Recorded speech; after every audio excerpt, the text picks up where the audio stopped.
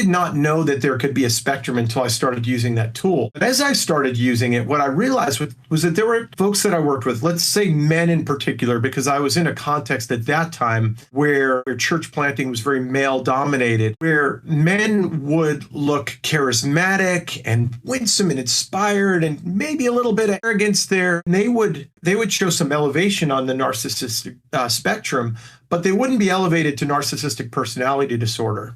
And when I brought this feedback to them, they'd immediately integrate it and process it and receive it with humility. I knew I was dealing with something that was a little bit different, that there may be, in a sense, narcissistic tendencies. And I know that kind of language feels very dangerous, right? As soon as you use that word, it feels like alarms should be going off. Well, they were showing up on the narcissistic spectrum, but I wouldn't say that these were men who are dangerous to the church. A lot of it was contingent on their capacity for self-awareness and the integration of feedback and things like that. What I saw was dangerous were people elevated to narcissistic personality disorder, which is more of a defense, is not so much personality.